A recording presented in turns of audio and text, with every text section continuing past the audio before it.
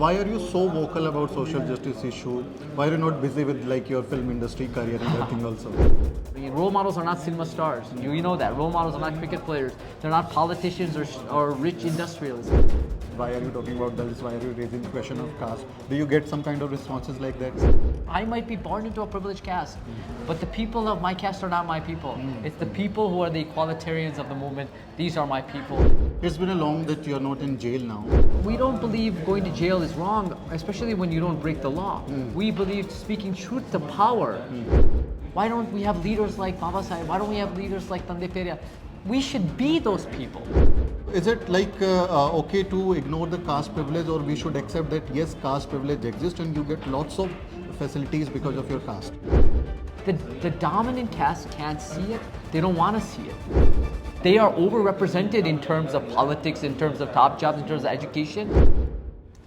Jai Bhim, welcome to the Newsbeak. There are heroes on real life and there are heroes on real life.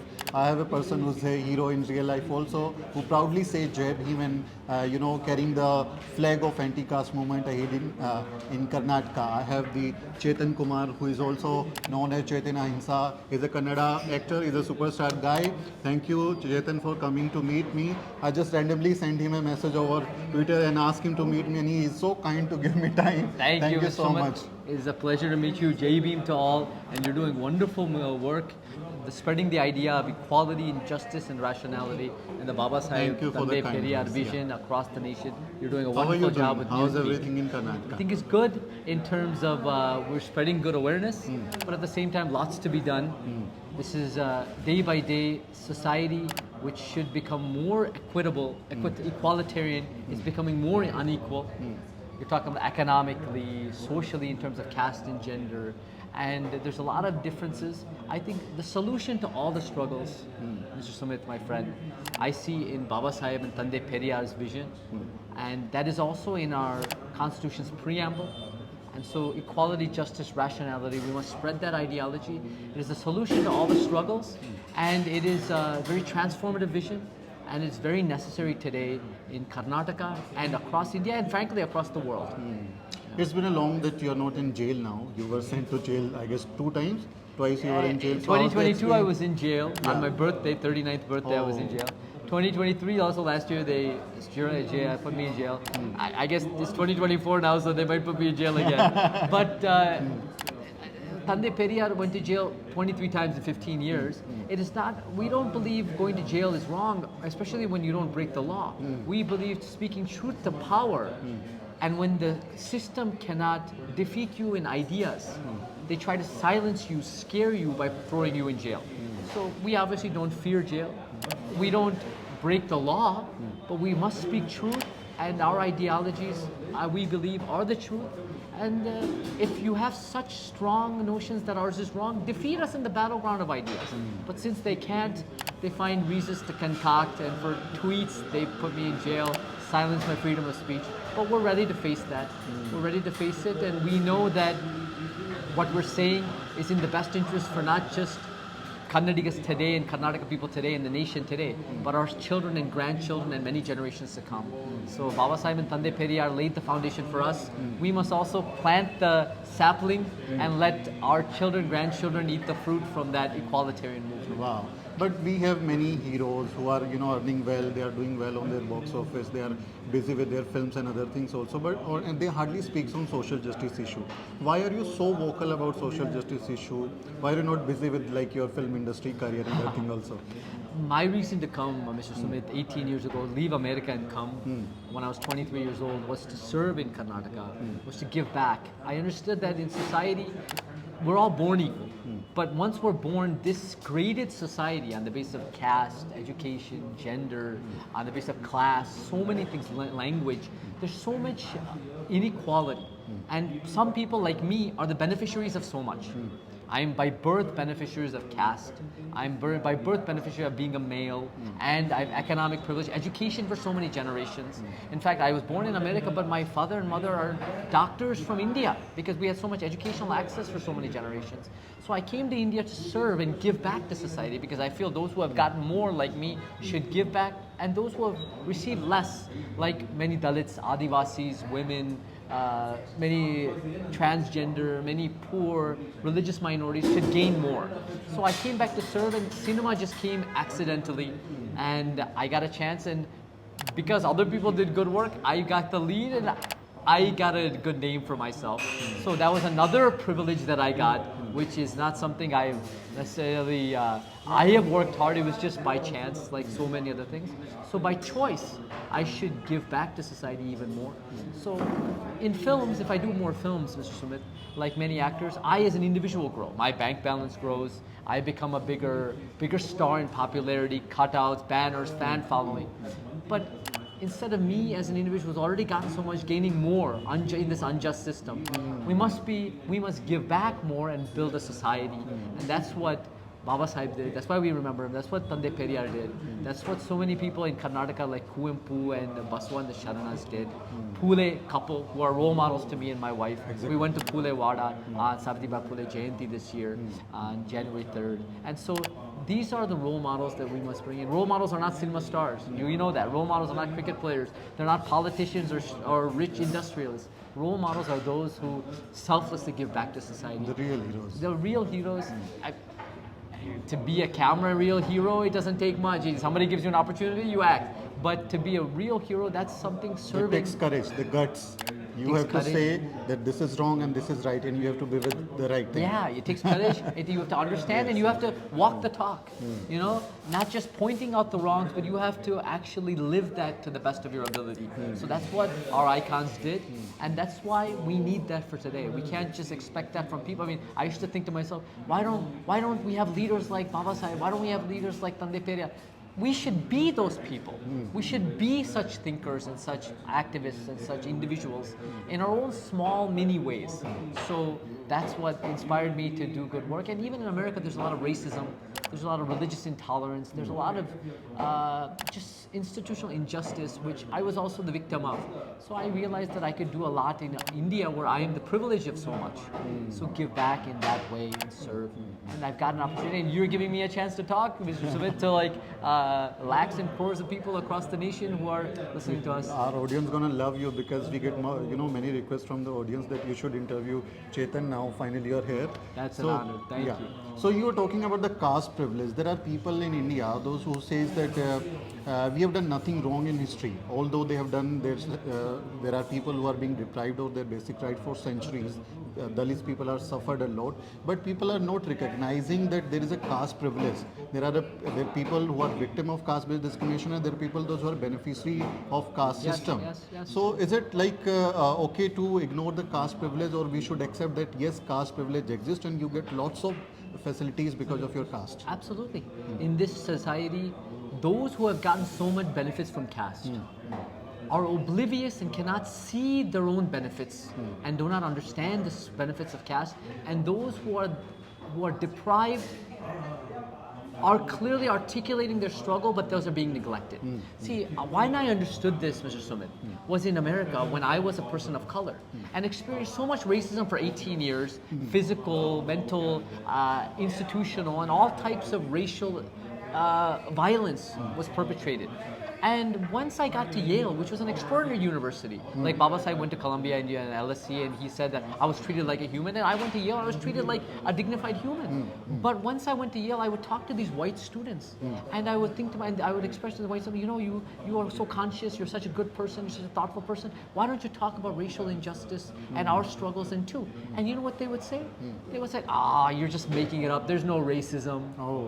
And then I started understanding these white people, because they're white, they cannot see the racism perpetrated against the person of color. Because they're getting white privilege. White privilege. Yes. So similarly, in India, the people who come from landed privilege, which is dominant feudal caste, educational privilege, political privilege, which is a lot of the dominant castes have gotten. In Karnataka, you're talking about the Jalebi, Gauda, Lingayat Brahmins who have dominated the political sphere and the educational sphere. And these communities can't see the caste privilege they have gotten. I realized that. So today, in India, even though intellectuals, even though Dalit activists, even though a lot of activists from across the spectrum are articulating this injustice, the dominant caste can't see it. They don't want to see it.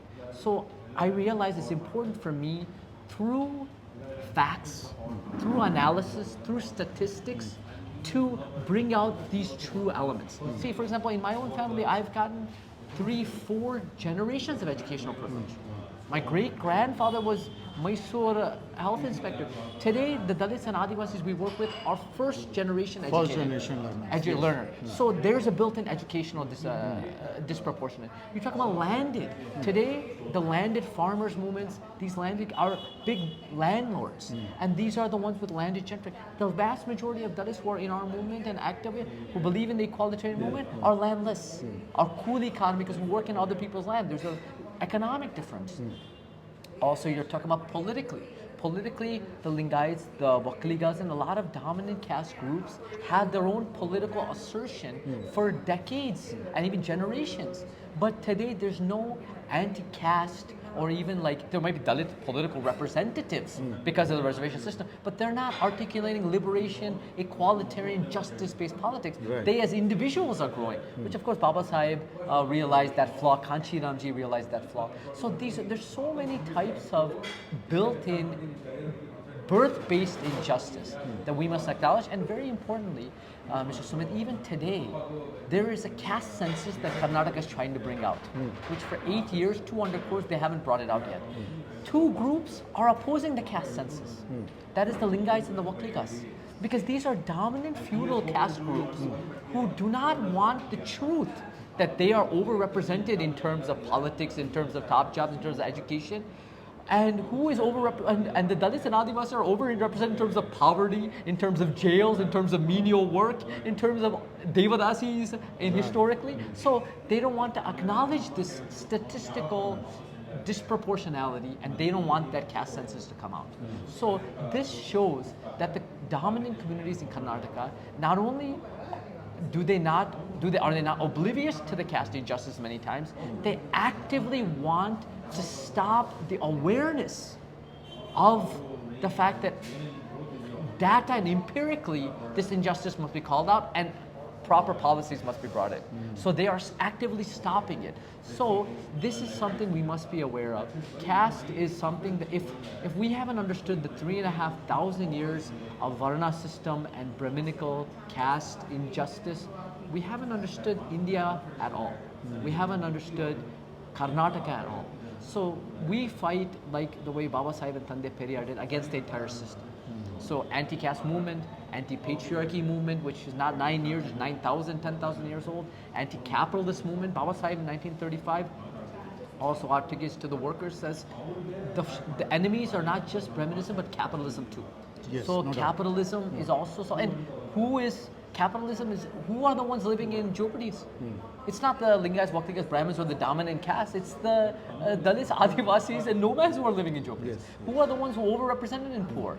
So capitalism is also an important thing, anti-capitalism, and of course anti-Hindutva and linguistic hegemony is also something. It's also something we in Karnataka, we have to articulate, because there's some kind of, in the nation, each state has its own different linguistic issues, but in South India, Kannada is very important to us, and also we have our own language like Cordoba, Tulu, and all this. And there is some kind of English dominance. There's some kind of Sanskrit dominance, and there's also a slight Hindi kind of nationality recognition, nationalism kind of recognition that we in Karnataka, we feel our language is also a historic language. It's a language of 2,500, 3,000 years of history. It's an extraordinary old language that we must also get some kind of recognition and language justice. So these are all the issues in Karnataka today, and every issue is interconnected and every issue is relevant, and caste must be, a resistance anti-caste mindset must be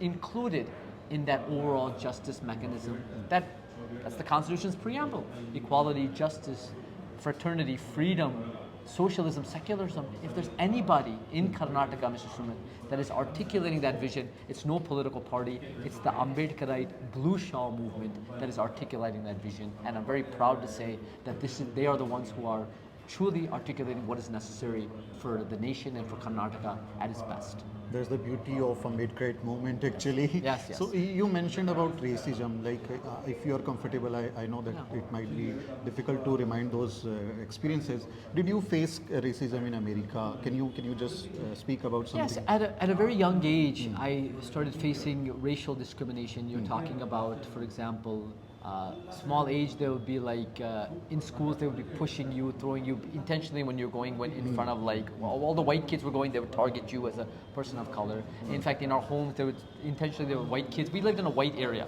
middle class, maybe some middle class white area. They would throw stones at our windows. There was like one time, I remember when I was young, garbage. Every Thursday we would bring the garbage out. So we put the garbage where the garbage person would take it, and everybody puts the garbage outside every Thursday. And that morning, there was a new family that moved in maybe about 300, 400 meters away. They were an Asian family. Everybody else was white everywhere. So we saw that our garbage bin, this big garbage bin, wasn't in front of the house. So I went with my father, I was like, where is it? They had taken it 400 meters away, and they had dumped it on the Asian people's lawn all across. So we went and picked up that. And then even in my high school, I was actually #1 ranked. But out of 600 students, 650 students, I was number one ranked, is allowed to speak. And because I would question the dominant religion, whether that be Catholicism, Christianity, I would question racial injustice. They didn't want to give me the chance to speak because they were afraid I would say something. So there was a lot, even though I was #1 ranked, and there was and even teachers, for example, I ended up getting the chance to speak and articulating because of teacher support. But there was definitely a lot of racial and religious kind of discrimination built in, physical violence too. Like I remember when I was first started high school, first week it was all white students. I was walking through the hallway, and these big guys, they grabbed me, slammed me against the locker, and they were like, "You dirty Arab." And this was individual racism, because this was like, and slamming, and I don't know if they've ever seen an Arab, and I don't know what they knew I was Indian. We were just people of color. Okay.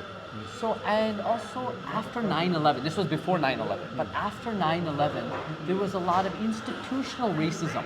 For example, in the airports, or people that looked like us, me and you, who were locked up, Mexican, Arab Americans, Indian Americans, Pakistani Americans, who were locked up and say you are terrorists and this and that, and were treated very badly by the dominant white discourse. So there's different elements. Of course, when I was 18 to 22 at Yale, there was no racism.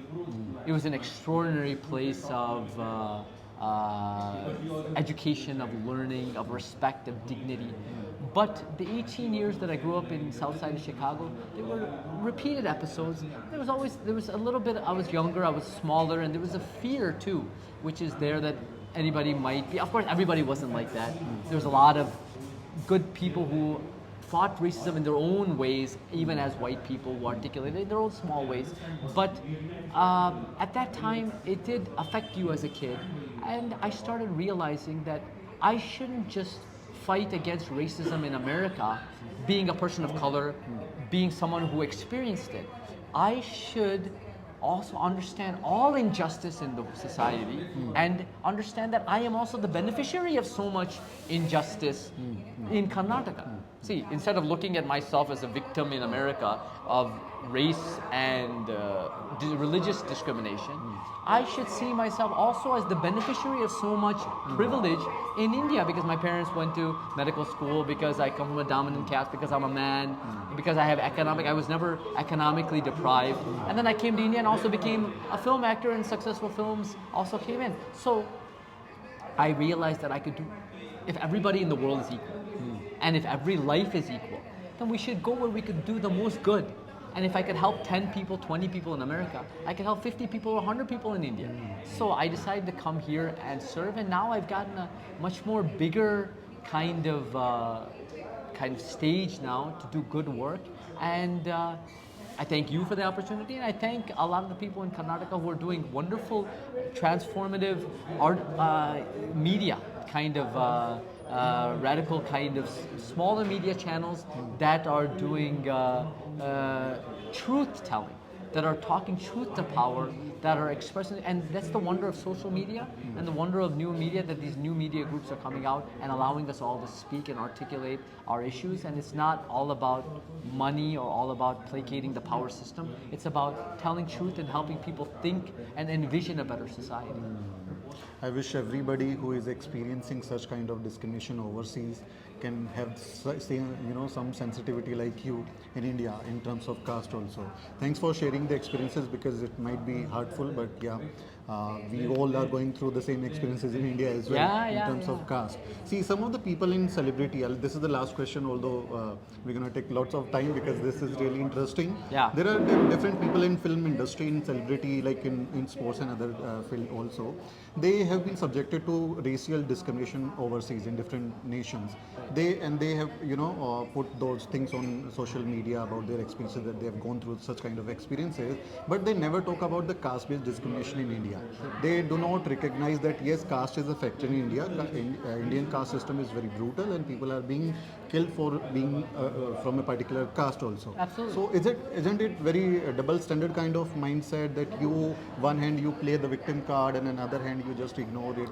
I mean, see, Mr. Sumit, what ends up happening oftentimes is that the struggles we face, we believe those are real. But the struggles other people face, we are oblivious and blind to that. In fact, the struggles other people face, oftentimes we are benefiting in that system that the other people are struggling in. So, like you said, it's important to not just say, I have faced racism, let me fight race. See, Jyotiba Phule, he in his Gulamagiri connects the struggles of race and caste. Right. Baba Sahib Ambedkar, when he writes to Dubois, Dubois in America, who was also one of the first educated black students to go to Harvard, he writes about how the struggles of blacks and Negroes and African Americans in America and the struggles of Dalits must be joined together in the United Nations in letters. So it is important that we, instead of saying, I have struggled, let me fight that limited section, it is important that we relate all injustices across the world and in our own small way, fight that. Okay? So I have experienced racism, but my fight is not against rape, it is against all discrimination and all institutional inequality. See, so that is what in Kuempu calls a Vishwamanava. Vishwamanava is kind of a global human who understands that it is the injustice and inequality anywhere that must be questioned rather than what I have only faced. So if a Dalit facing casteism is saying Brahminical system is not the enemy, that's not it. If a Muslim facing Hindutva says Hindutva is the only enemy, that's not only the enemy. If a woman facing patriarchy says this patriarchal system is, they're all right. But ideally, that Dalit, that Muslim, and that woman must be a human being that fights all injustice, instead of just limiting the injustice to what he or she faces. That awareness is what Baba Sahib had. Because Baba Sahib and Tande Periyar were active, and Phule were active feminists. They actively fought the patriarchal system. They actively fought the capitalistic system. They actively fought all injustice. So that is what for example, Tande Periyar wasn't a Dalit, but he burns the pages of the Constitution that say untouchability only because he wants the entire caste system removed. You understand? Phule was also, and Savitribai Phule were not Dalits, but they understood the entire struggle. They were feminists, they were radical anti-caste activists, they were radical equalitarians. So in that model today, we must articulate what is the solution to all the inequality is an equalitarianism. Right. And that is through justice and rationality. So we want scientific temperament and we want justice. Justice means correcting the wrongs of the past. It means the wrongs of caste system, it means the wrongs of patriarchy, it means wrongs of capitalism, wrongs of anything that people, Hindutva, wrongs of anything that the people have faced. We want to correct that and build an equalitarian society. We will never see that society. Our kids and grandkids may never, but that is the direction we must go to, and that is the way we think globally against all injustice, but we work locally. You obviously across the nation, me in Karnataka, we work in our capacities because the Ambedkarite Periyarist vision, Phule vision, is not a Maharashtra or a Tamil Nadu vision. This is a vision for the entire globe. Right. We must contextualize that, articulate that for the 21st century in our own states, in our own places, across the nation. And this to me is the truth. This to me is the transformation. This to me is the panacea for all the societal wrongs that we see in today. And if we articulate this convincingly, it will be a much better society for our future generations. That's lovely. I just want to ask one question, last question. You are not Dalit.